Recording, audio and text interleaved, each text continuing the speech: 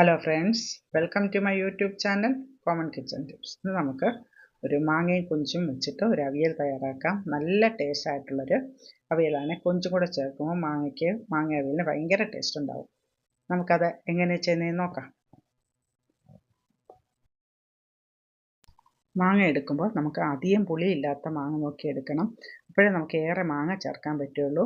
നമുക്ക് തേങ്ങയുടെ കൂടെ മഞ്ഞൾപ്പൊടി, കുറച്ച് മല്ലിപ്പൊടിയും മുളക് പൊടിയും ചേർക്കാം. നമുക്ക് മീൻ്റെ അരപ്പ് പോലെ തന്നെയാണ് മാങ്ങ അവിയലിൻ്റെ അരപ്പ്. കുറച്ച് മഞ്ഞൾപ്പൊടിയും ചേർത്ത് മല്ലിപ്പൊടിയും ചേർത്ത് മുളക് പൊടിയും ചേർത്ത് നമുക്കിതുപോലെ ഒരുപാടായിട്ട് അരയാതെ ഒന്ന് തരിയായിട്ട് അരച്ചെടുക്കാം. അരപ്പൊന്ന് ചൂടായി നല്ലപോലെ ഉപ്പൊക്കെ ചേർത്തതിന് ശേഷം നമുക്ക് മാങ്ങയും കൊഞ്ചും ഒരുമിച്ച് തന്നെ ചേർത്ത് നമുക്ക് ആദ്യം തന്നെ ഒരുമിച്ച് അരപ്പൊക്കെ ചേർത്ത് തന്നെ വെക്കാം.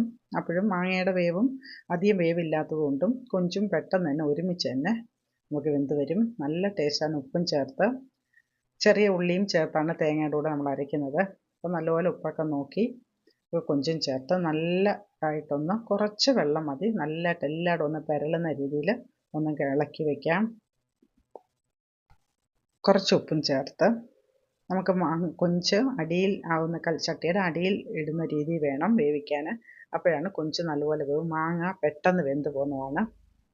നമുക്ക് നല്ലപോലെ ഒന്ന് ഇളക്കി ഉപ്പൊക്കെ നോക്കി നമുക്ക് അടച്ച് വേവിച്ചെടുക്കാം.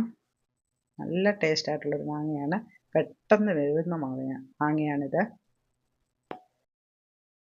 നമുക്ക് കൊഞ്ച് മാങ്ങ നല്ലപോലെ വെന്ത് വന്നിട്ടുണ്ട്. നല്ല മണമൊക്കെ ഉണ്ട്.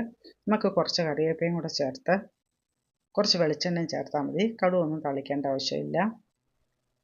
കൊഞ്ചും മാങ്ങയും ചോറിനാനൊക്കെ ഭയങ്കര ടേസ്റ്റായിട്ടുള്ളൊരു കറിയാണ്. അങ്ങനെ നമ്മുടെ കൊഞ്ച് മാങ്ങ ഇവിടെ റെഡി ആയിട്ടുണ്ട്.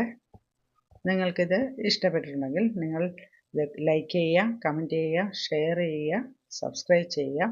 വീഡിയോ സ്കിപ്പ് ചെയ്യാതെ കാണാൻ ശ്രമിക്കുക. സബ്സ്ക്രൈബ് ചെയ്യാതെ കാണുന്നവർ ദയവായി സബ്സ്ക്രൈബ് ചെയ്ത് തന്നെ സപ്പോർട്ട് ചെയ്യുക.